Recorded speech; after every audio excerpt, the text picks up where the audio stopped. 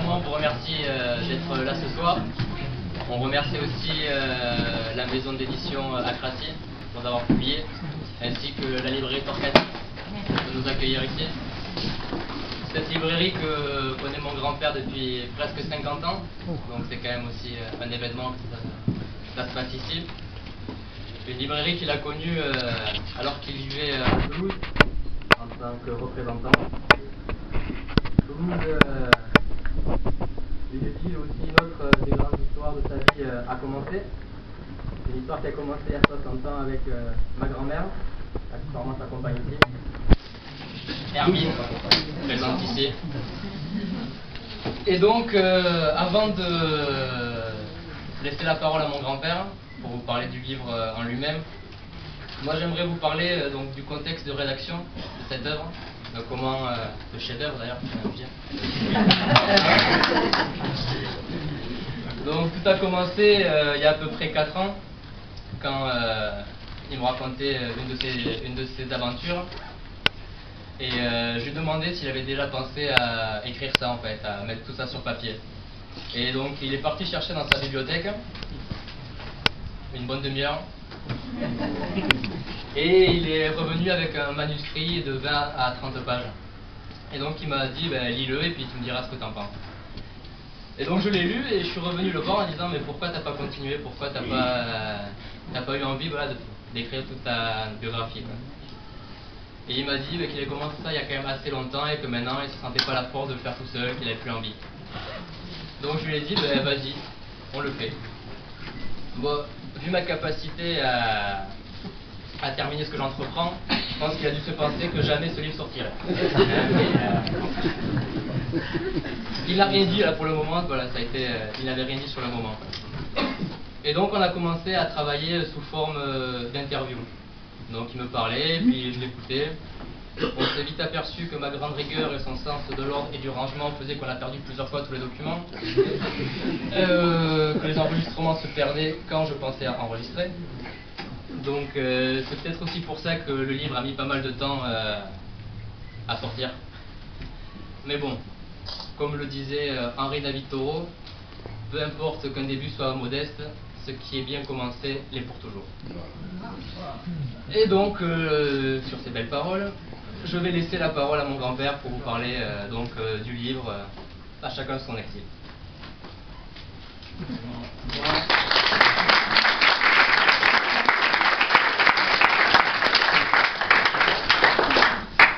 Je vous remercie donc d'être venus ici nombreux. Je devrais être intimidé, mais je ne le suis pas pour la bonne raison que je n'y vois pas. Vous ne m'intimidez pas du tout. Bon, après ça, je passerai légèrement sur la rue en France. On a passé la frontière comme les autres 500 000 ou peut-être davantage. J'ai été du côté de Quillan, travailler à la forêt avec d'autres Espagnols comme moi. Et de là,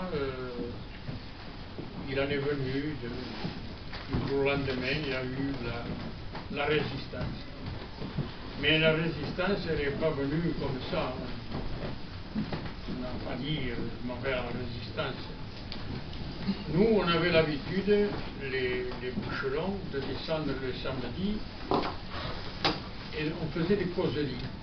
On était 15-20 personnes, on faisait des causeries, mais on ne croyait pas des causeries, on disait des choses intelligentes. Hein.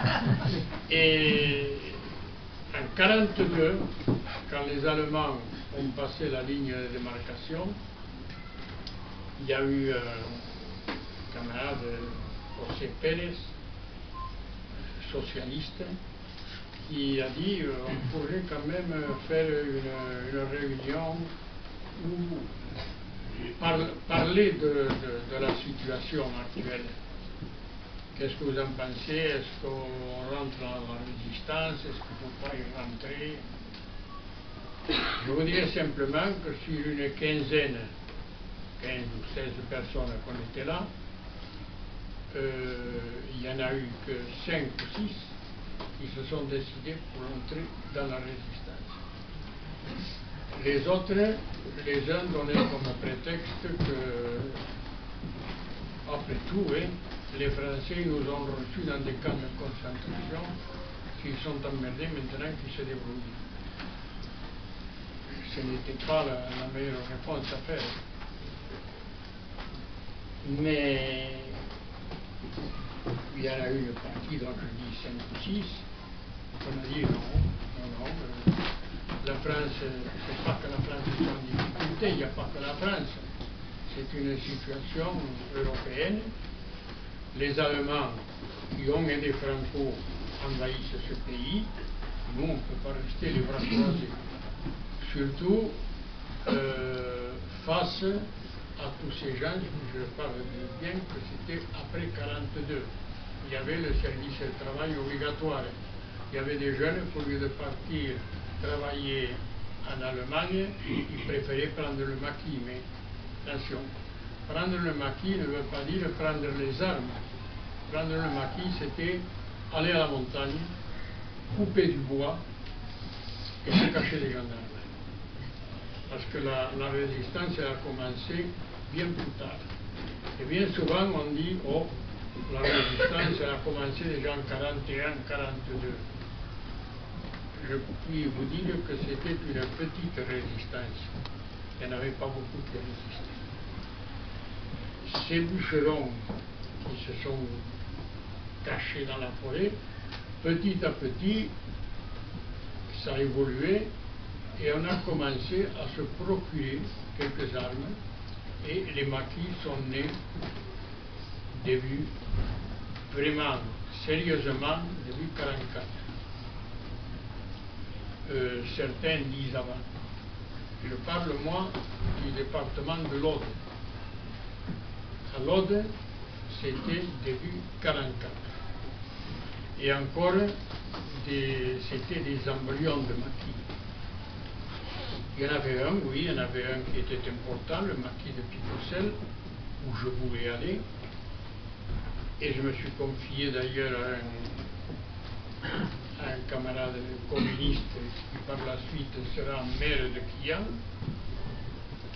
Je voulais partir au maquis. Oh, non, je te connais, au maquis de Picocel, tu ne serais pas bien parce que tu sais, là-bas, tous les matins, il y a la levée des drapeaux, ils sont très français. Il dit, tu serais mieux dans un maquis FTP. Il y en a un pas loin, à 20 km de Quillan. Je connais les gens, d'ailleurs certains tu les connais aussi. Et je suis parti au maquis de Salvezine. Et là, on était une cinquantaine. Pas nombreux, une cinquantaine. Je me suis trouvé avec d'autres Espagnols, 2 Juifs, un Polonais, un déserteur allemand. Et la plupart c'était des jeunes qui n'avaient pas de formation politique, on n'était pas politisés encore. Le maquis consistait en 5 à 6 personnes qui le dirigeaient, qui le chaperonnaient. Là, oui, c'était les membres du Parti communiste qui avaient créé les FTP. Tout le restant, c'était... Moi, personnellement, j'étais réfugié espagnol. Oui, j'avais une sensibilité quand même sociale, plutôt libertaire à l'époque. Mais beaucoup ne savaient rien. C'est venu, la conscience est venue par la suite. Dans ce maquis, on nous a distribué un petit carton, carte de solidarité pour préparer des lendemains qui chantent. On va donc préparer des lendemains qui chantent. J'ai su ce qu'était ces lendemains qui chantent après la libération. Mais avant, je croyais vraiment que c'était, j'étais naïf, je croyais que c'était association qui voulait refaire le monde, oui, peut-être. Le fait est que les activités qu'on a eues au maquis au départ n'étaient pas nombreuses. Une expédition pour parler du ravitaillement, puis aussi si on pouvait, comme on a fait par la suite, aller à la gendarmerie de Limoux, voler, s'accaparer les armes. Mais le reste du temps, on restait à torse nu, à prendre les bains de soleil sous les fenêtres. En même temps que ça, il y a le maquis de Picocel qui a été attaqué par les Allemands. Alors, un agent de liaison est venu, il a dit, nous sommes obligés de déménager, est-ce que vous pourriez vous occuper d'un parachutage qui va avoir lieu? Nous, on ne peut pas s'en occuper parce que vous voyez ce qui nous arrive. Et c'est nous qui nous sommes occupés du parachutage. Il y a eu des armes, mais il y avait aussi 14 Américains dans le parachutage. Et alors là, quand il y a eu les 14 Américains, l'histoire de prendre des bains de soleil, c'était fini. Il faut y aller, faut y aller. Où c'est qu'il y a un pont? Il y en a un, c'est un pont de Fourrier. Allez, il faut le faire sauter. Et on a commencé à être très actifs à la fin juillet, quand on a eu les Américains. Mais avant, je le dis, on n'était pas des héros, on n'avait rien à faire. Nous, on évitait de descendre dans les villes pour ne pas nous rencontrer avec les Allemands, et les Allemands, ils évitaient de trop s'approcher des forêts où il y avait des magasins. Sauf dans le cas du Picocel, où Picocel faisait parler de lui déjà. Il était important. Et ils se sont dit qu'il faut leur donner une leçon. Et ils sont venus de Carcassonne et d'ailleurs, pas combien ils étaient, d'Allemagne, de bonne flopée. Ils ont envahi le maquis de Picocel, mais comme le maquis de Picocel avait quand même aussi leur réseau de renseignement, ils ont été avertis que les Allemands allaient attaquer. Et ils sont partis, et il n'y a pas eu d'accrochage. Bon, vous comprendrez que je ne vais pas vous raconter le bouquin, parce que vous l'achetiez. La libération est arrivée. À la libération, on a fait la libération de Quillan. C'est un grand mot parce que il n'y avait pas d'Allemand à Quillan. On est arrivé à Quillan, les gens nous attendaient, il y avait mes parents aussi qui attendaient. Et les filles venaient nous embrasser, j'étais fier. La libération de Quillan, voilà comment s'est passé. Je sais que dans un livre des guerrilleros espagnols, il raconte que Quillan a été libéré après une dure bataille par les réfugiés, par les guerrilleros espagnols. C'est absolument faux. Il n'y a pas eu de bataille à Quillan. Puisque je vous ai raconté, on est arrivé, on nous attendait à bras ouverts. Là, il y a eu un accrochage très sérieux dans les gorges d'Alet. Ceux qui connaissent ça dans la région savent que c'est un endroit très escarpé. Il y a une patrouille allemande qui allait vers Cuisan dans un centre de ravitaillement qui avait un dépôt très important. D'ailleurs, je m'excuse, j'ai oublié de dire qu'on a fait dérailler un train de marchandises vide, dont les gens disaient que c'était une pantalonnade, que pourquoi faire dérailler un train vide? mais c'est que ce train de marchandises devait emporter tout le ravitaillement qu'avaient les Allemands à Cuisa. Alors, je reviens à l'aide. Ils allaient vers Cuisa pour le ravitaillement et ils se sont rencontrés face à face avec le marquis de Picocel et le marquis de Jean-Robert, là où j'étais. Il y a eu une courte bataille dont l'officier qui commandait le commando américain a été tué. Là, sur la route. Les Allemands, paraît-il, moi j'ai lu, vous savez, il faut faire attention à ce que vous lisez, ce qui est vraiment, hein. Il y a eu une trentaine de morts. Il n'y a jamais eu une trentaine de morts, même allemand. Il y en a eu peut-être 7 à 8, c'est tout. Il y a eu des blessés. Et le mort qu'on a eu, nous, c'était le Fils-lieutenant Paul Svan. Bon, comme libération, ça, on s'en tient là. On a été dans des endroits où on venait nous dire à tel endroit il y a un collabo qui est caché, on allait voir si c'était pas vrai, il y a eu des dénonciations comme ça. Moi, en tant que Lode, c'est tout ce que je peux dire. Il n'y a pas eu de grandes batailles pour l'histoire d'Annie. Le groupe, notre petit groupe de quand on devait être 80, mettons 100 maximum.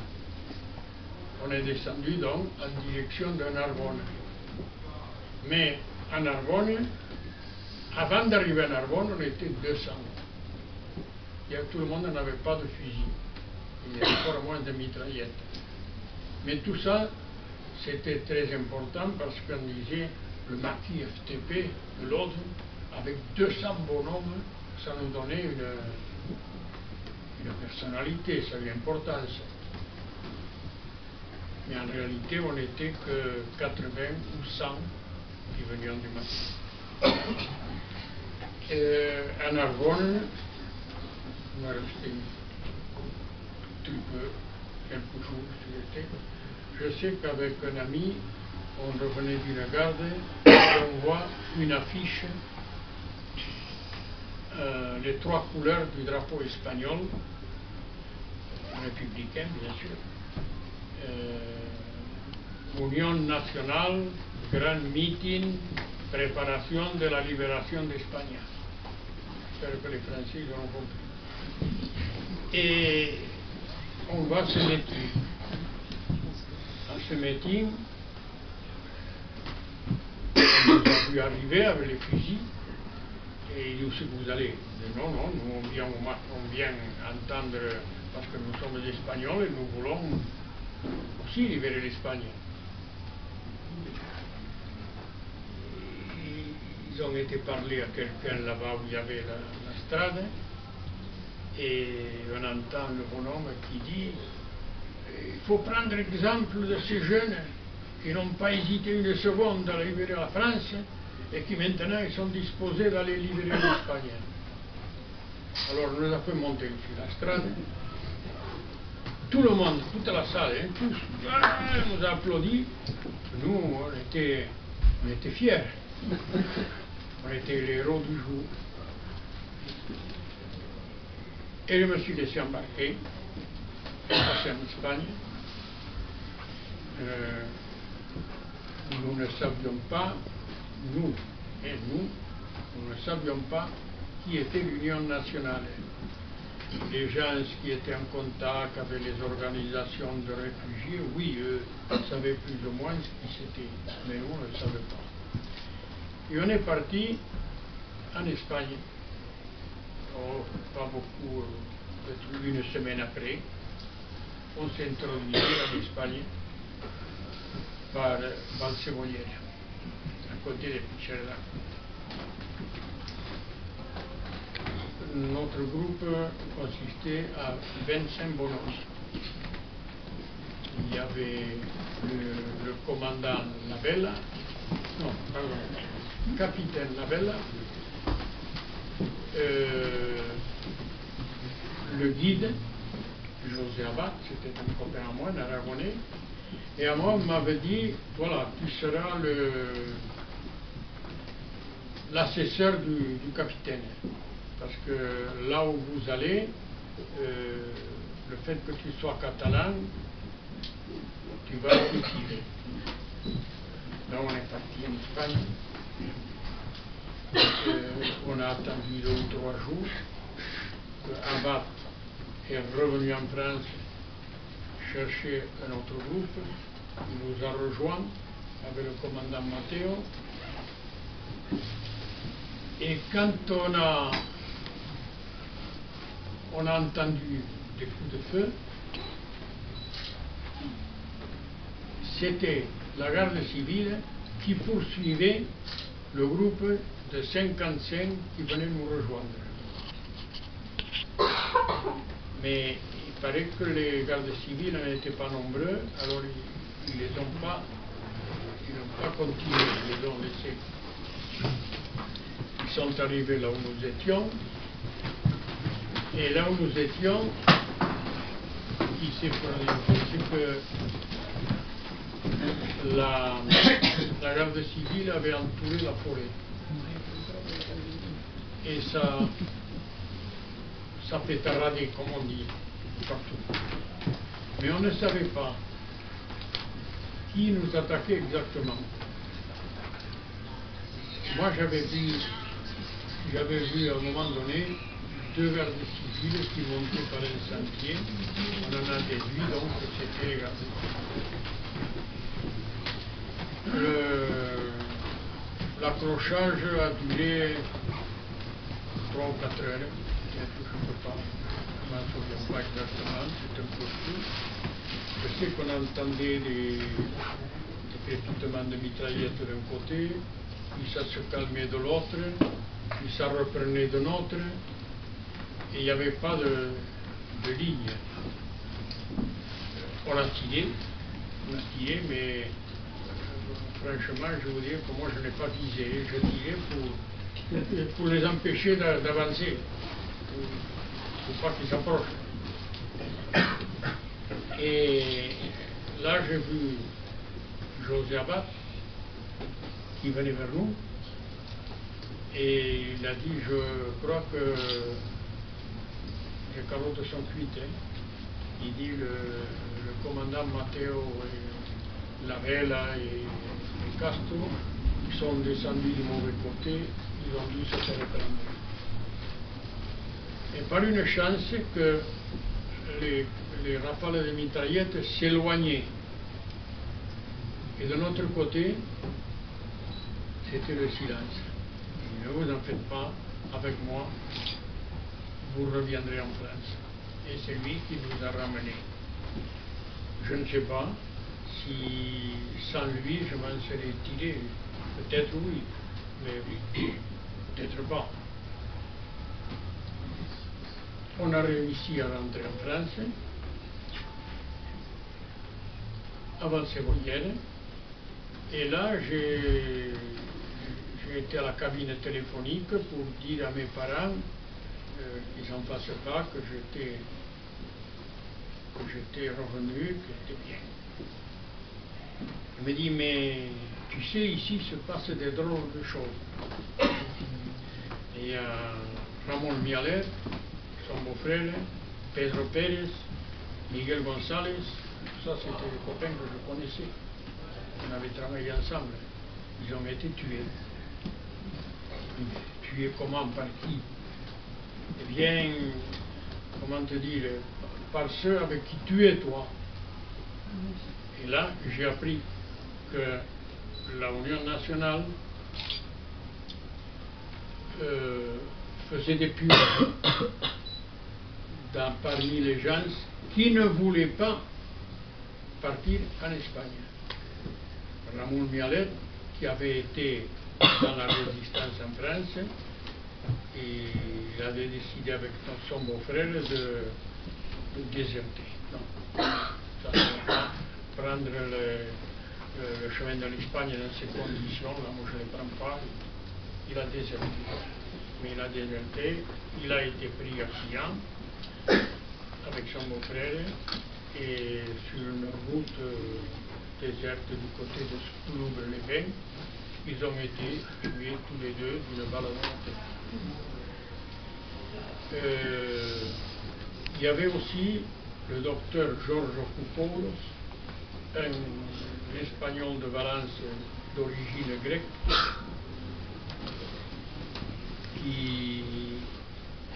c'était l'ancien secrétaire particulier de Negrin et sa compagne, une brune. Moi je les avais vus à Camulac, là où nous étions au cantonnement.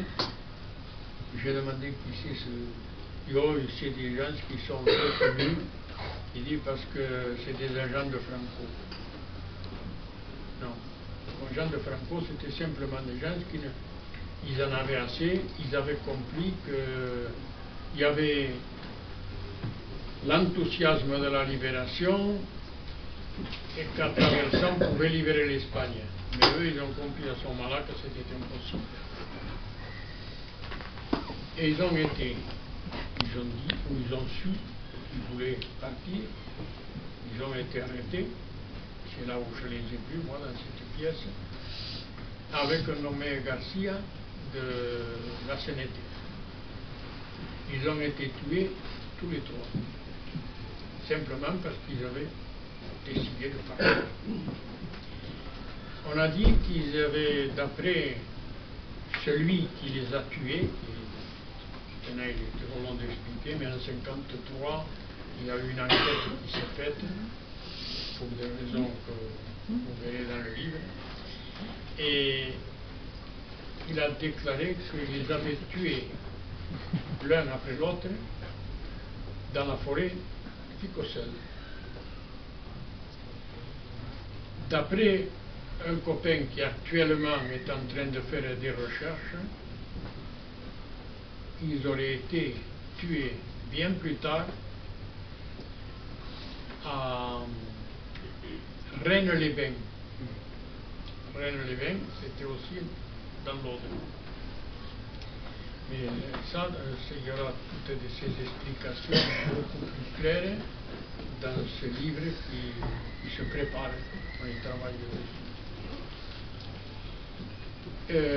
Donc mon père, pour en revenir à mon père, il me dit, je te donne 100 francs, je t'envoie dans une enveloppe, et dès que tu peux, tu t'en vas. J'ai communiqué à José Abad, à Mauricio Pascual et à Ramon, les autres copains qui étaient de la CNT, je leur dis ce qui se passait. Moi, là, ça ne va plus. José Abad, il était à Aragonais. Il dit, on a connu les mêmes choses en Espagne, c'est des purges. Moi, je sais que la première chose qu'il va faire, c'est foutre le camp. Mauricio Pascual a dit pareil. Finalement, Mauricio Pascual et José Abad sont partis, et 2 heures après, Ramon et moi, nous prenions le très petit train Gone, jusqu'à Prades. On a eu des inconvénients parce que les gendarmes nous ont pris, nous ont remis les guerrilleros de Prades, on a été enfermés à la Villa Marguerite, là où il y avait l'ancienne la Gestapo. Bon bref, je suis arrivé à la maison et mon père m'a dit pas question de dormir ici parce qu'ils sont venus te chercher. Ils sont venus te chercher, 4. Il m'a dit les noms de ceux qui étaient venus. les deux qui étaient en bas, c'était un tel et un tel, mais les deux qui sont montés dans la maison, l'arme au poing, cela, on ne les connaît pas. J'ai rejoint donc le commandant Jean-Louis, commandant du maquis FTP, à Carcassonne, pour lui expliquer ce qui nous était arrivé. Il faut savoir que Jean-Louis était communiste, le commandant du maquis. Il dit les camarades espagnols, ils sont fous, ce n'est pas le moment, il faudrait finir de libérer la France avant d'aller en Espagne. Ils sont fous. Il dit mais il n'y a pas de problème, vous rejoignez les copains de Narbonne, je vais téléphoner à Philomène, ils vous attendront. Quand je suis arrivé à Narbonne, Philomène m'a fait une carte d'identité sur laquelle je figurais comme un membre FIFI de nationalité française. Je suis espagnol, moi. Non, mais si les guerrilleros te contrôlent, parce qu'ils avaient déjà appris que Miguel González et Pedro Pérez avaient été tués. Et il se trouve que Miguel González avait procuré des explosifs, il travaillait dans une carrière, il avait procuré des explosifs à Lazare, un copain du maquis de Salvesie. Et en effet, ça m'a servi, puisque quand on m'a arrêté à la descente de la Micheline de Quillan, on m'a interrogé, on m'avait emmené au poste de commandement, et là, avec mes papiers, ils ont vu que j'étais français.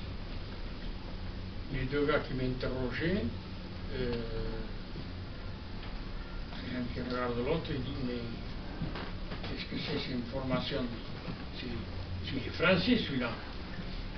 Ils étaient embêtés et m'ont relâché. Donc heureusement qu'il y a eu le commandant Jean-Louis qui a eu l'idée de me faire une carte d'identité française. Bon, je ne sais pas quoi vous dire d'autre que j'ai été en Allemagne, je suis revenu victorieux aussi.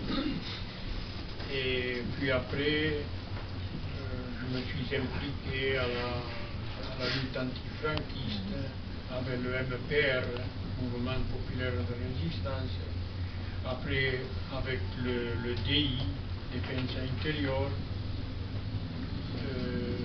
ensuite, plus tard, à Perpignan, on a ouvert une librairie qui était le point de chute a été le point de chute des jeunes Espagnols qui venaient de Barcelone principalement, mais de Valence aussi, acheter des livres et par la même occasion acheter de la propagande.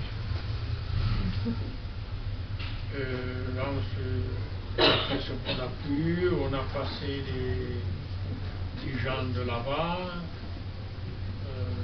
dans des guerres moyennes, dont certains voulaient lire là-dedans. Puis, je sais pas, je crois que vous voulez peut-être passer aux questions. Allons-y. Je crois qu'il vaut mieux. La librairie, qu'est-ce qu'elle est devenue, la librairie? La librairie, qu'est-ce qu'elle est devenue? Boum. Elle a été plastiquée. Elle a été plastiquée. Elle a volé un éclat. Non, je ne sais pas si vous avez des questions, si vous avez...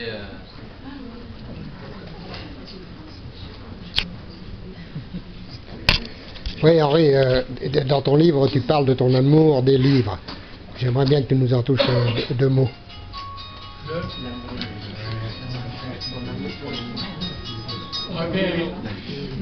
L'amour pour les livres, je crois que je suis né avec le livre, mais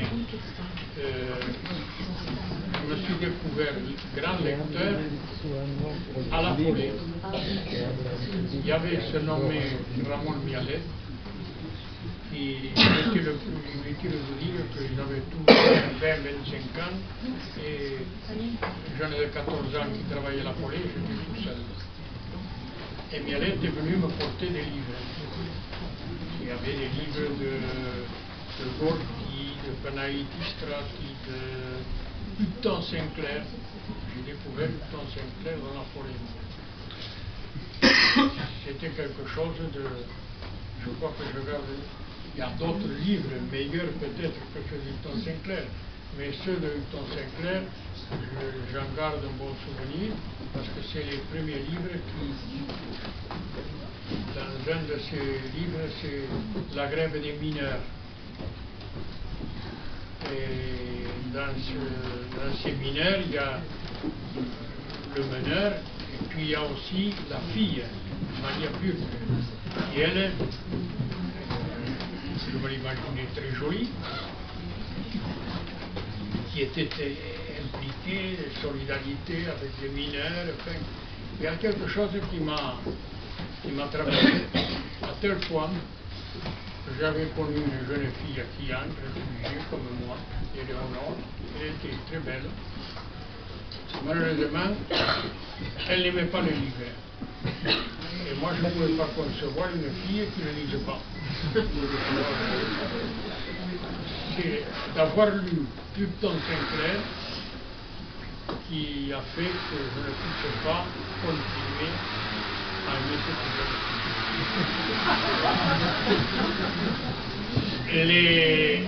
Les livres, c'est dont je suis parti de là.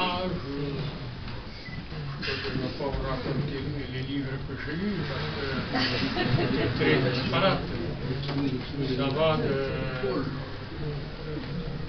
Jacques London à Fénelon avec les aventures de Télémaque.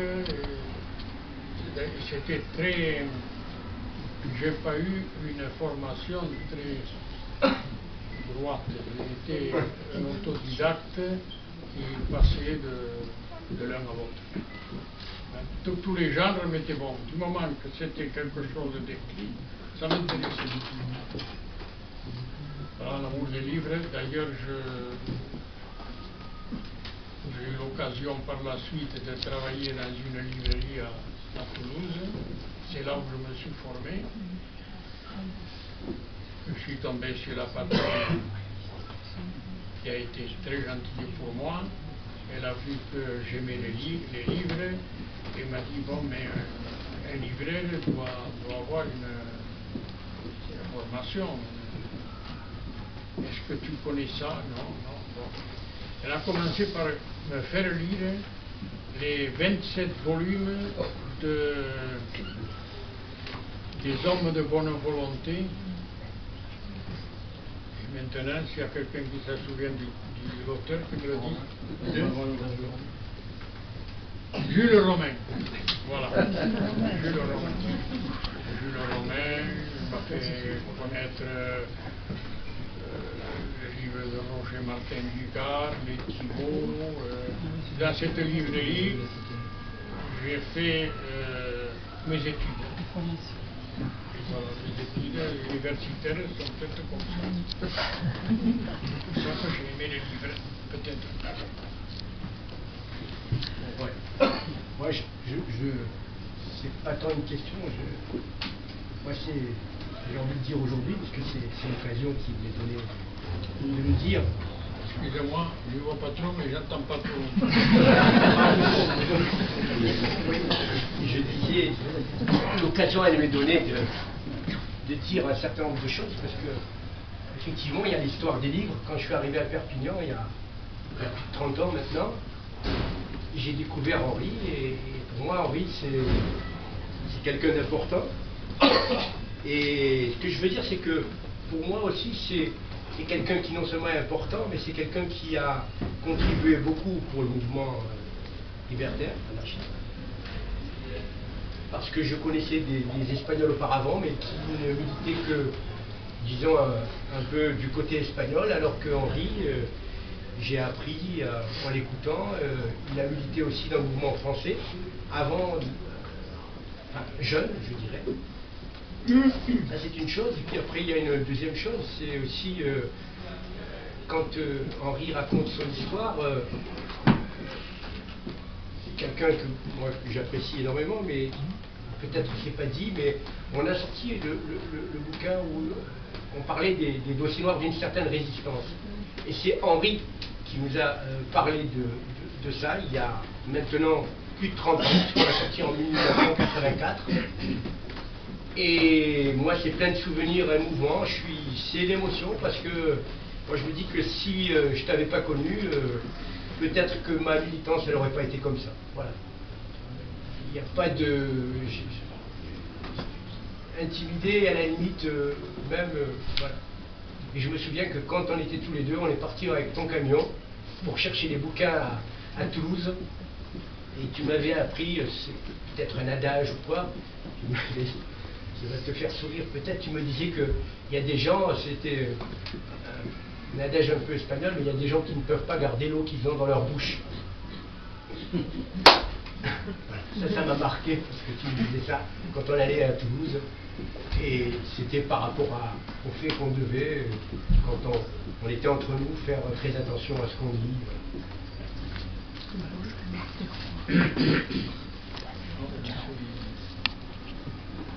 Je suis heureux de voir que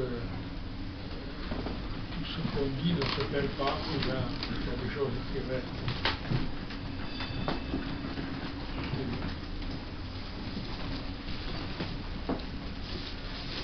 Vous pouvez pas